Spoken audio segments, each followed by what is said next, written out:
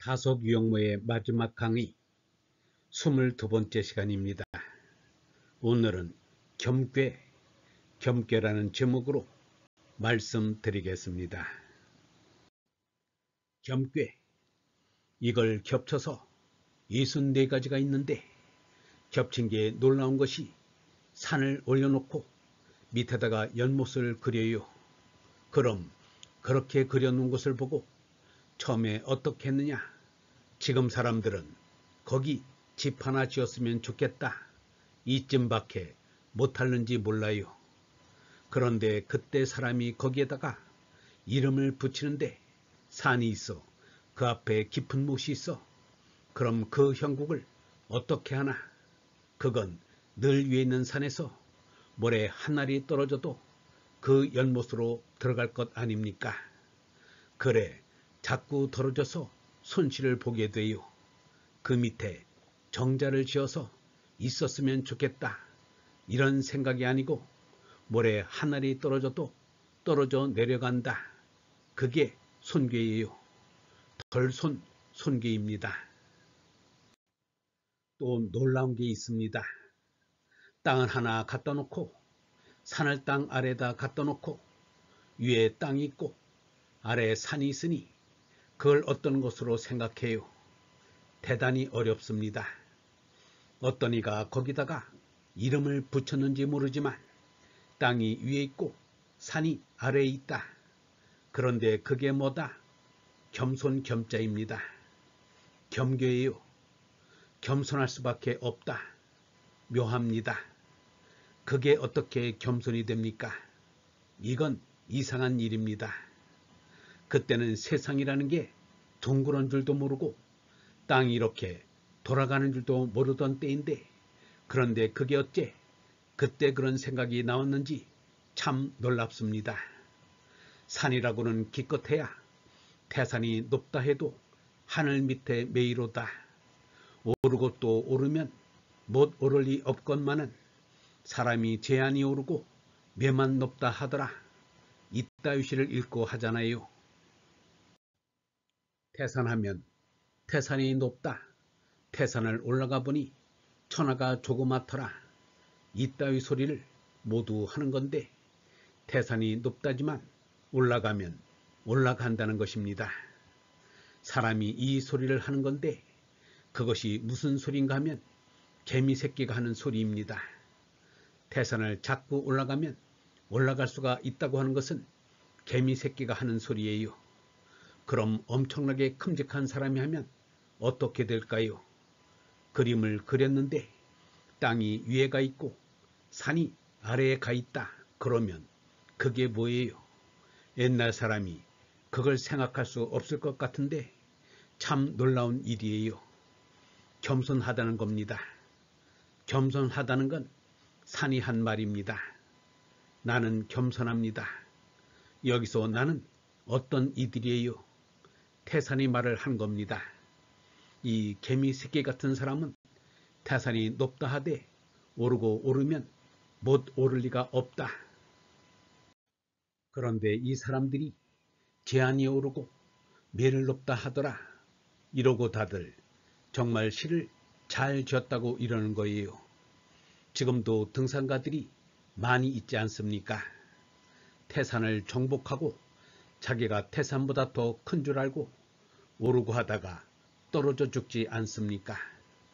어떤 의미로는 등산가가 된 것도 거만이 있다면 있습니다. 등산을 하더라도 조심하고 끝까지 조심해야 합니다. 실족 낙상은 곧 다리가 미끄러져 떨어져 죽는 것, 경망한 일입니다. 등산가의 자격이 없습니다. 모험한다고 모험으로만 되는 것이 세상 어디 있습니까? 모험 속에는 절제하고 조심하는 게 겹쳐야 합니다. 그것이 없으면 등산가 자격이 없습니다. 오늘날엔 이 겸괴를 깨닫기가 쉬워요. 땅이 위에가 있고 산이 아래가 있는데 거기다 겸손하다고 말을 붙였어요. 오늘날에는 참 알아듣기가 쉽습니다.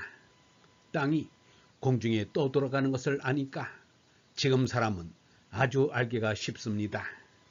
그럼 산은 어떠한가요?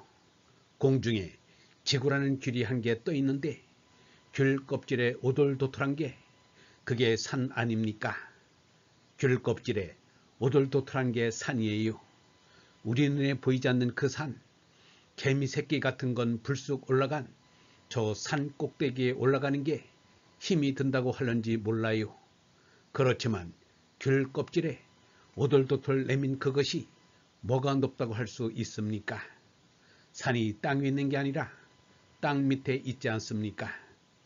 오돌도돌한 것은 귤 덩어리 밑에 있는데 있는 둥 마는 둥 하는 거지 높기는 뭐가 높아요? 그게 자기 처지가 그러니까 그저 겸손한 거예요. 그럴 수밖에 없어요. 그럼 겸손한 걸 정말 알려면 주역 겸귀에서 고쳐 앉아 생각을 해봐야 합니다. 과연 겸손이란 이렇다. 이 세상에서 제일 높은 태산이 되었다 하더라도 나는 맨 끄트머리에 조금 있는 둥 마는 둥 한 것입니다. 이렇게 될 때 가장 겸손한 것 아닙니까? 성경을 읽고 언란을 깨달아 영원한 생명의 길로 가려고 하는 크리스천도 주역의 겸겸만은 알아야 합니다. 신학자가 되고 사상가가 되어 모든 곳에 모든 사람이 정신적으로 목말라하는 것을 가르쳐주는 그 선생님이 세상을 내려다보면 태산 위에 대단히 높이 올라앉은 것 같은데, 그러나 이 세상이란 하늘나라란 거기에 대해서는 붙은 둥 마는 둥 하는 지구의 태산 같은 것이지요. 붙은 둥 마는 둥 있는지 없는지 맨 밑구멍의 자리에 어떻게 조금 더 겸손해야지 별 수가 있습니까? 그러면 겸괴를 가지고 겸손을 참으로 배울 수가 있습니다. 어떻게 들으실지 모르지만 성경 읽는 사람은 주역도 함께 펴놓고 읽어야 합니다.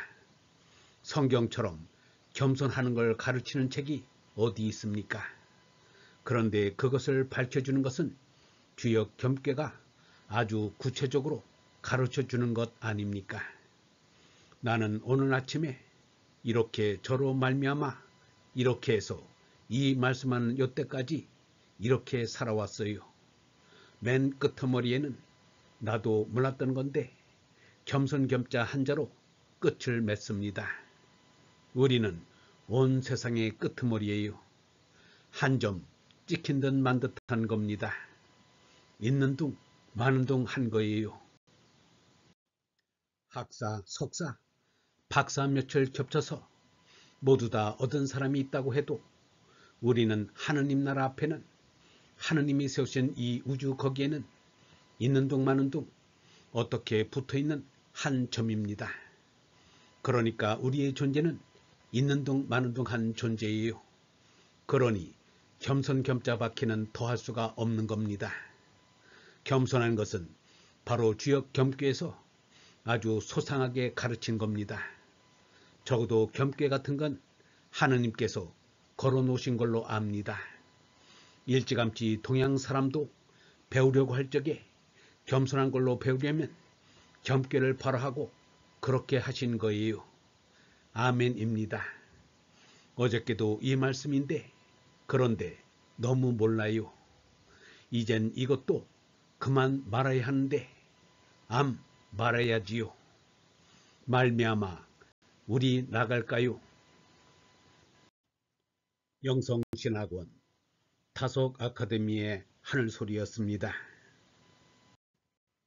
얼번 여러분, 하루 2명 이상에게 진리의 말씀을 공유하여 주시기 바랍니다.